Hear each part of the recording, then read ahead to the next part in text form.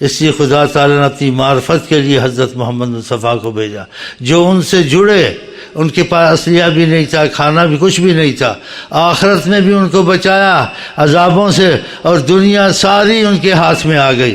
کہاں تک فتوحات صحابہ گئے نہیں گئے؟ آپ پڑھیں، محمد بن نصیر کدھر گیا؟ قاسم سندھ کی طرف آیا، دوسرے 4 قوات تھے وہ اور طرف چلے گئے ہیں، اور نقشے والوں نے نقشہ کھینچا، چین و عرب ہمارا، ہندوستان ہمارا، مسلم میں ہم وطن ہے، سارا جہاں ہمارا۔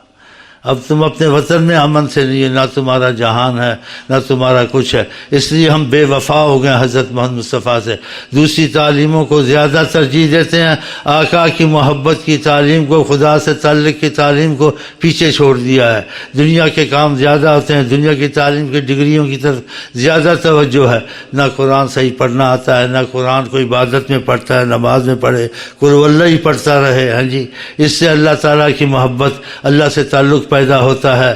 ایک شخص تھا بڑی قل واللہ پڑھتا تھا، آقا کسی جنازے میں شامل ہوئے تو پیر کی انگلیوں پہ چلتے تھے، کسی نے کہا پورا قدم نہیں رکھتے، کہا فرشتے اس قدر نزول آسمان سے فرشتوں کا ہوا، زمین پہ جگہ نہیں ہے چلنے کی، کہا یہ کیا کرتا؟ کہا یہ قل شریف پڑھتا رہتا تھا۔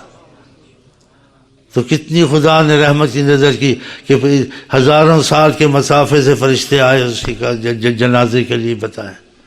جس میں ڈگری نہیں ہے، درود شریف میں ڈگری نہیں ہے، نماز میں ڈگری نہیں ہے۔ ایک صحابی نے کہا یا رسول اللہ میں آپ سے رابطہ چاہتا ہوں، آپ سے محبت چاہتا ہوں، میرا آپ سے محبت اور تعلق محبت کا سلسلہ بن جائے۔ کہا انی علی کثرت السجود، تو میری مدد کر اس کام میں، اس بات میں کہ تو خدا کے نفل بہت پڑھے، خدا کے آگے زاریے نفل تیرے تجھ کو میرے سے جوڑ دیں گے۔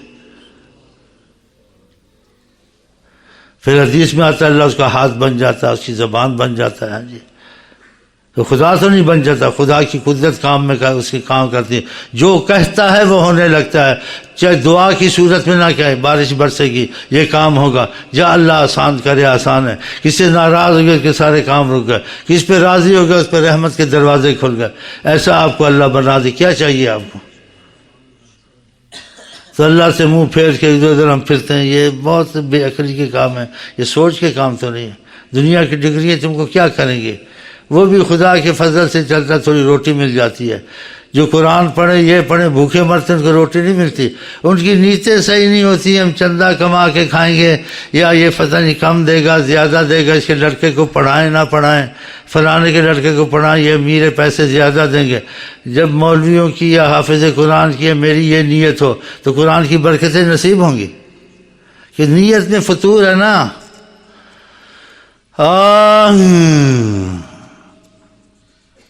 آقا کا قرآن پڑھنا، آقا کا نام لینا، وہ آدمی شہنشاہ بنتا ہے، وہ آدمی لوگوں کے دروں پہ، بادشاہ اس کے دروں پہ آتے ہیں جب نیت دل ٹھیک ہو جائے۔ اس میں ایسی ڈگریاں ہیں، ہاں، منگتوں کو سلطان بنایا کالی کملی والے نے، لاکھ تو چور ہے چمار ہے حقیر ہے، ان کا جو تو ہو گیا دنیا تیری ہو گئی۔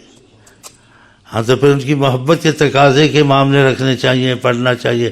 وہ پڑھائی ویسے ہی پڑھنی ہے لیکن نیت اس میں اور ہے، نیت اس میں اخلاص کی رکھ لو، خدا سے کو راضی کرنے کی رکھ لو، اور اپنی جو کمزوریاں ہیں یہ دور ہو جائیں، باقی خدا خیر کرتا ہے۔ اگر یہ ایسے تمہاری نیت ہو جائے تو بہت اچھا ہے۔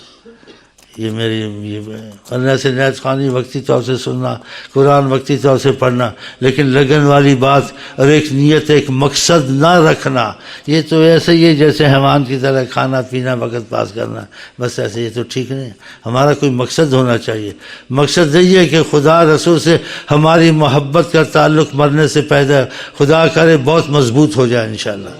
تو پھر اس نیت سے لگو گے تو ہوگا۔ اس لیے وظیفوں کو ناغہ نہ کریں، اس کو مستقل پڑھیں، لا الہ الا اللہ ان سے بہت بڑی چیز سمجھیں۔ اللہ کا وظیفہ لا الہ بہت بڑا وظیفہ ہے، صلی اللہ علیہ وسلم یہ درود بہت بڑا وظیفہ ہے، اور جب اس کا اثر آئے گا، قبولیت تم کو نصیب ہوگی، تمہاری نیت دل ٹھیک تھا، پھر تم کو بعد میں پتہ لگے گا یہ کتنی قیمتی چیز ہے، کتنی عظیم تھے۔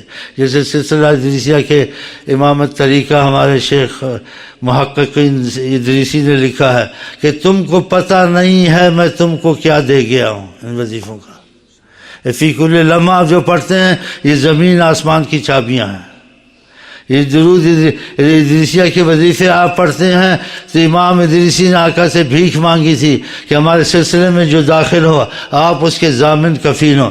جو اس وظیفے میں آپ دل سے لگیں گے، جس دن دل جڑ گیا آپ کو خدا کی قسم آقا آپ کے ضامن کفیل نظر آئیں گے. وہ ثبوت سے نظر آئیں. جب کوئی مصیبت آئے گی کوئی تمہارا بال بھیکا نہیں کر سکے گا، کوئی تم پہ پریشانیاں آئیں گی، دوسرے کے تمہارا بڑا فرق ہوگا وہ ویسے ہی دور ہو جائے گا، تم کو وہ شہنشاہ بنا دیں گے. ایک آدمی کسی عزت والے کے ساتھ ہوتا ہے بڑی عزت اس کو ملتی ہے، تو آقا سے بڑی عزت اور عظمت والا سارے کائنات میں کوئی نہیں ہے.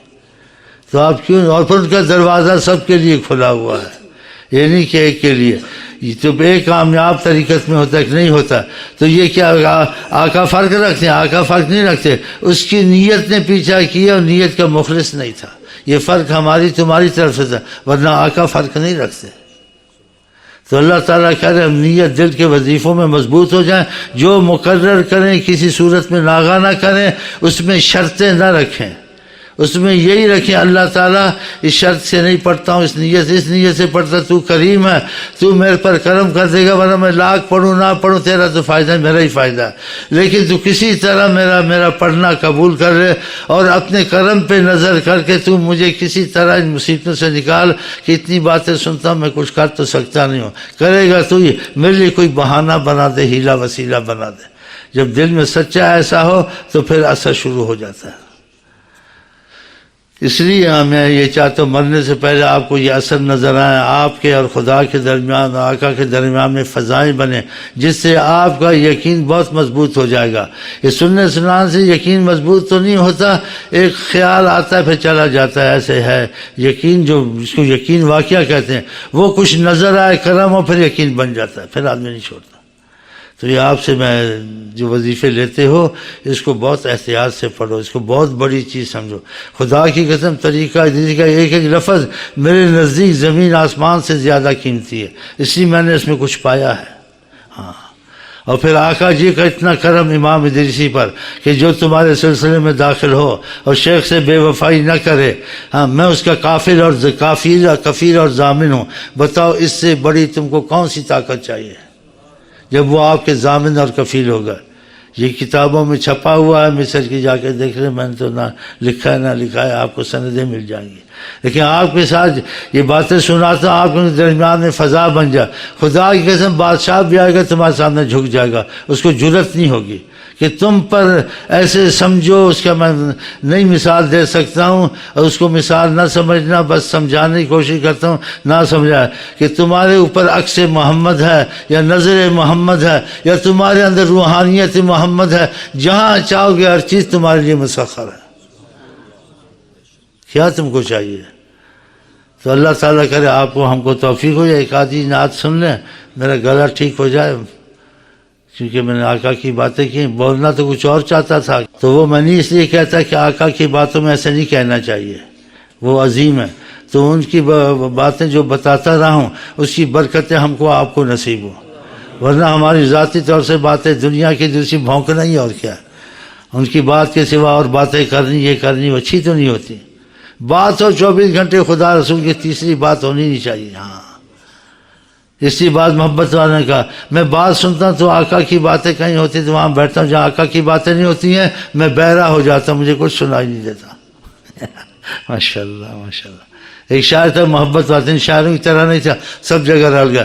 کہ میری شاعری میں کسی کا حصہ نہیں ہے، نہ کبھی پہلے شاعری میں کسی کی تعریف کی ہے، نہ کروں گا نہ ہے. اگر میری شاعری چلے گی تو حضرت محمد مصطفیٰ کی عظمت کے لیے چلے گی، کوئی میرے پاس دوسری شاعری نہیں ہے.